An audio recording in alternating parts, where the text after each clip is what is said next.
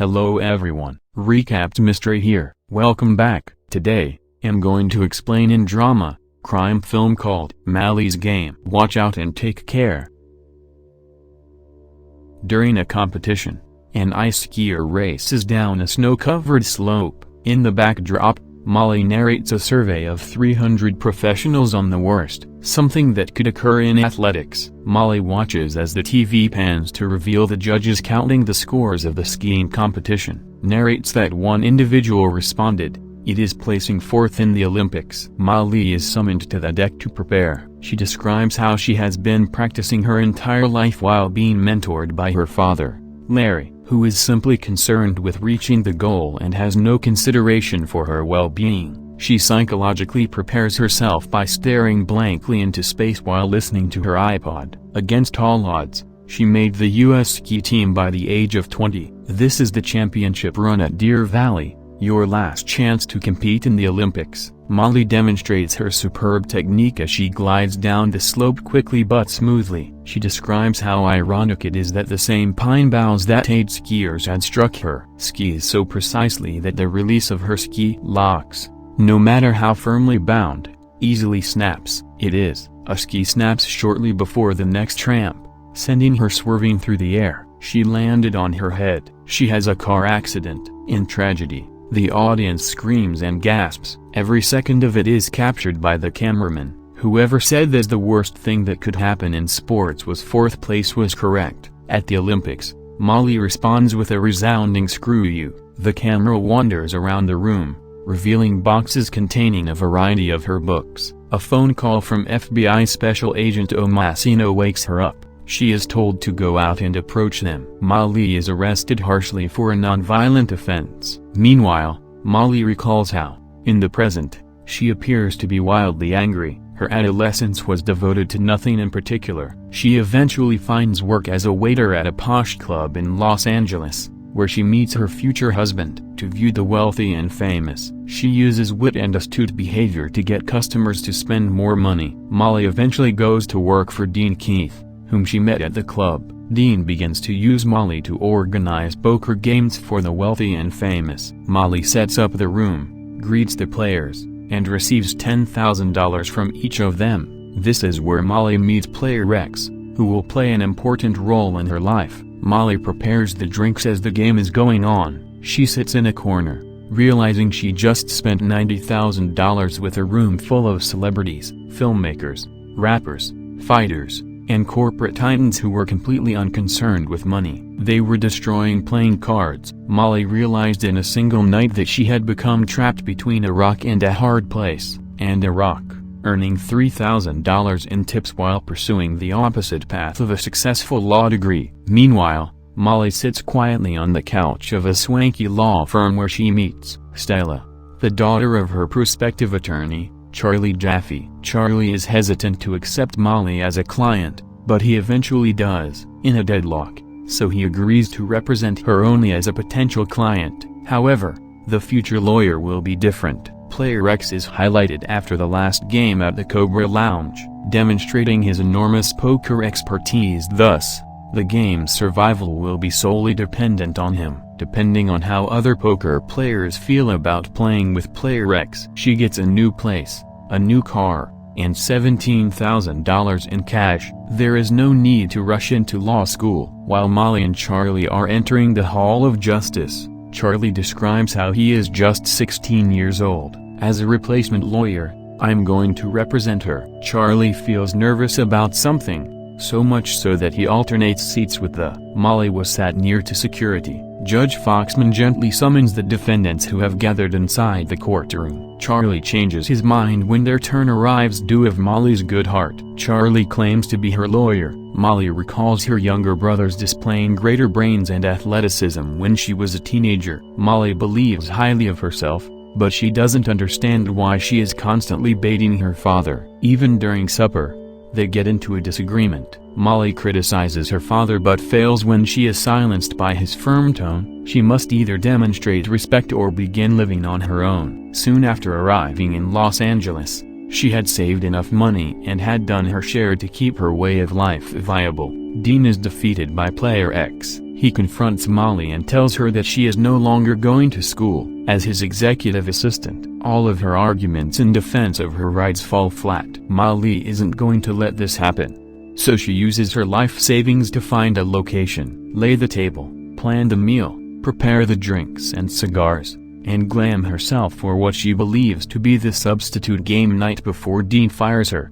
Molly is fired. She comes at Dean's the next morning. Leah, her successor, greeted her at the door. She outright lies and texted phony contact details regarding the game to Leah. She arrives at the Four Seasons Hotel after gathering the night's cast. She arrives into the room wearing a lovely outfit to announce to everyone that she is pregnant, will now be in charge of hosting the games. Molly describes how victory feeds the players' egos, as well as the exhilaration of annihilating opponents. Molly requests a minute of Jay's time. Player X is seen, perhaps jealously or enviously, wondering why Molly had to isolate Jay. Molly meets with Jay alone to explain how an international rock star like him can eventually achieve success. If he continues to flirt with Molly, he will become a bottom feeder. Player X and Molly explore how to raise the stakes. Molly responds that spending too much money is not realistic. Player X desires competition. Donnie Silverman has been invited because he is vulnerable to Player X. He establishes his domination because he likes wiping out the competitors more than he appreciates the game itself. Brad Marion gets admitted because a player, the worst poker player ever, vouched for him. Back in Charlie's office, Charlie describes how 3 Russian mafia factions work together, are all linked to her because they all play in her games, and she broke the law by taking a portion of the pot money. They argue about why Molly had to hand over her hard drives to Charlie. Charlie eventually persuades her that he can be trusted by offering her his phone as leverage. So far in Los Angeles, Molly recounts how Harlan performed admirably in the beginning and Brad Marion, the game's worst player, destroyed him. He didn't lose much, but he couldn't get over it, and he continues on a losing streak. At that point, the entire city of Los Angeles was aware that the unbeatable Harlan was bleeding, and everyone wanted in on the action. He continues repurchasing. Molly, thinking he has money, charges it to his account. Harlan loses a large pot of $750,000 against a royalty in his final hand and snaps. He then admits to the dealer that he does not have the $1.2 million to pay Molly. Player X admits to risking Harlan and lending him the $1.2 million.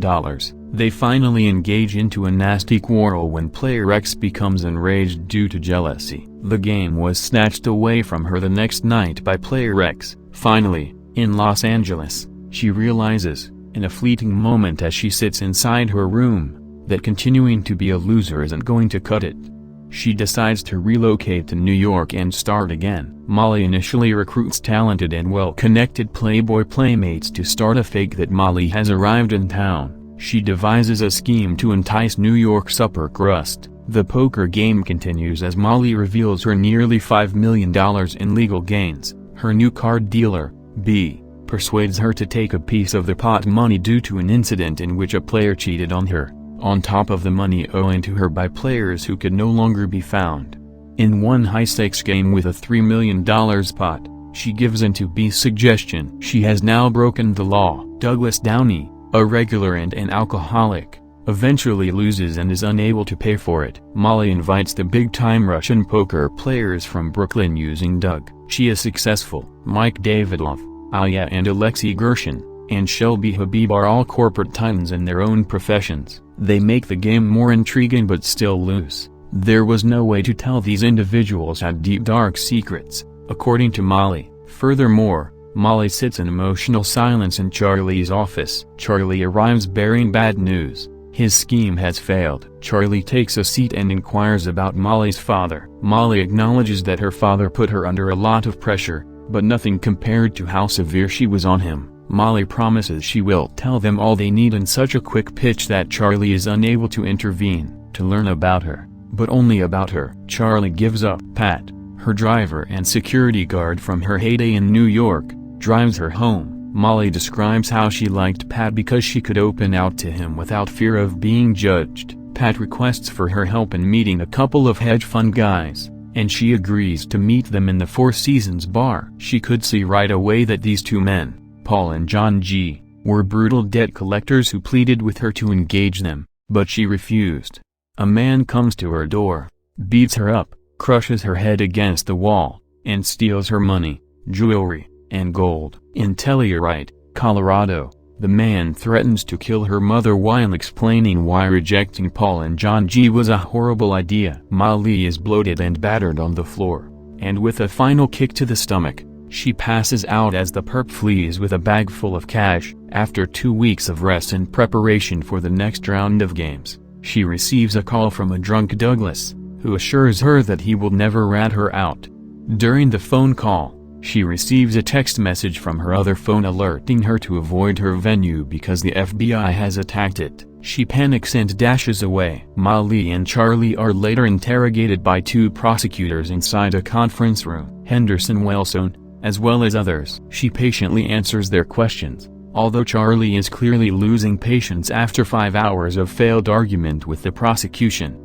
They put pressure on Molly to collaborate and testify against the Russian mafia. Henderson surprises her by reciting the amount of times her name appears in Mike Davidoff's wiretaps. After Molly reveals that they were referring about ecstasy, Charlie sneers at the prosecution. This causes Charlie to go into a frenzied, ferocious, and relentless rant enumerating the various reasons Molly could have taken advantage of after being wrongfully harassed by U.S. authorities. But she remains vigilant to protect all the identities she knew, because all accusations painted by the media and the government bear no weight on the truth, all of which can be proven by the hard drives he possesses.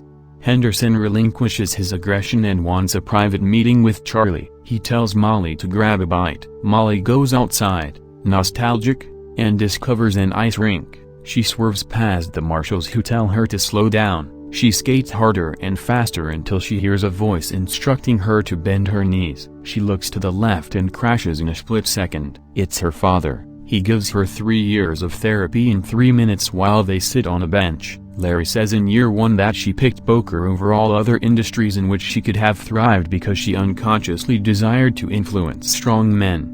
Molly discovers the truth about why her father was always harsh on her in year 2. It was the impetus he needed to raise 3 extraordinary achievers on the salary of a college professor. In year 3, she discovers why Larry seemed to prefer her brothers over her. She had witnessed him cheating on her mother when she was 5 years old, and while having no memory of it, she subconsciously knew, which prompted her to behave out.